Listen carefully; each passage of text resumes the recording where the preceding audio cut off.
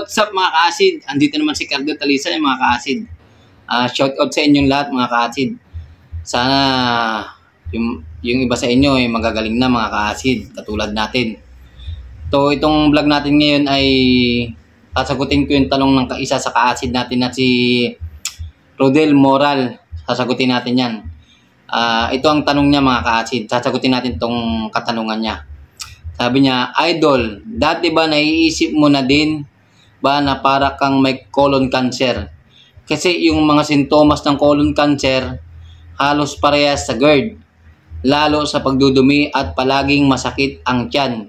Ganon ka din po ba? Yan ang katanungan ni Rodel Moral. Shoutout sa iyo, Rodel. So, ka-acid natin, talagang lahat ng kung bakit tayo nagka-GERD, kasi lahat ng sintomas yan, saan nanggagaling sa tiyan natin lahat yan. Pumupunta sa ulo, pumupunta sa dibdib, pumupunta sa kamay, lahat ay galing sa tiyan yan. Ka-acid. Yan talagang pinagmumulan yung tiyan natin. Kasi nga, pag nakalipasan tayo ng gutom, uminom tayo ng mga alak, soft drinks, yung mga yung mga kinakain natin na unhealthy foods, yan. Kaya nagkaka-GERD ang isang tao, ka-acid. Ngayon, yung katanungan mo, dati naisip ko rin na para akong may cancer.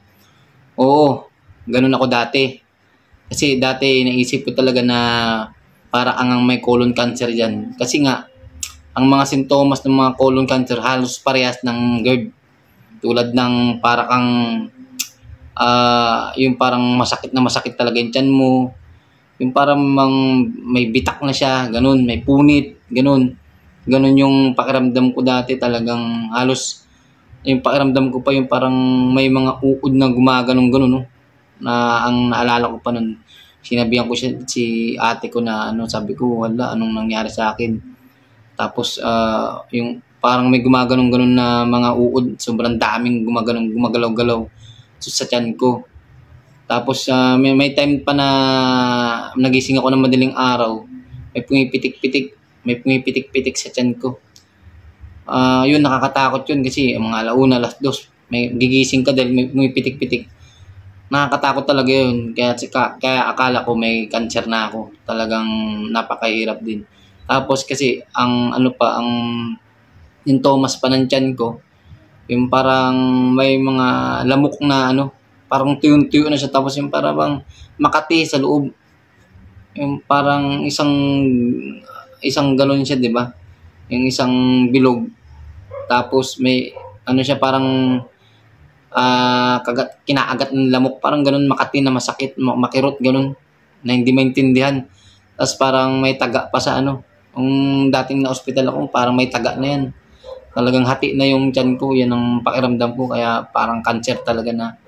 Grabing hirap pag sa tiyan ng grabing sa tiyan talaga. Palagi ko sa tiyan ako napuruhan din eh. Kasi, yun nga, talagang halos lahat ng ko, balot sa ulo, lahat naman masasakit, ang ulo, sa mata, lahat naman, tapos pati dito sa pero sa tiyan talaga ako napuruhan, pinakapuro din talaga.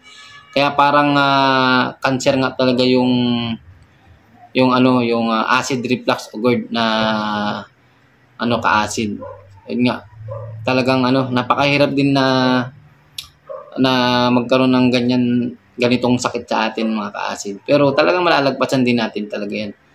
Tapos yung pagdudumi, palaging masakit yung pagdudumi nga, na parang minsan yung parang yung dumi mo, yung may mga bulak-bulak yan, nakakabahan ka rin talaga kasi nga lagi mong tinitingnan yung dumi mo, yung mga bulak-bulak yan, acid din yan na lumalabas. Tapos minsan hindi pa buo yung dumi mo, yun nga, medyo pururot, medyo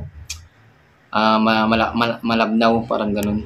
Kaya nakakaba talaga ka-acid. Pero gagaling din yan ka-acid. Kita mo ako, gumaling ako dyan, gumaling din ako.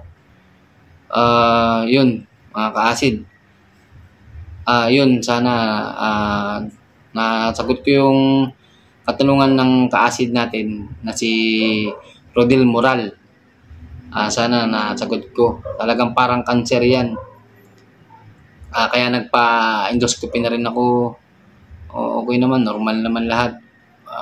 Hanggang tanggapin mo lang yung sakit na yan at wag mong damdamin.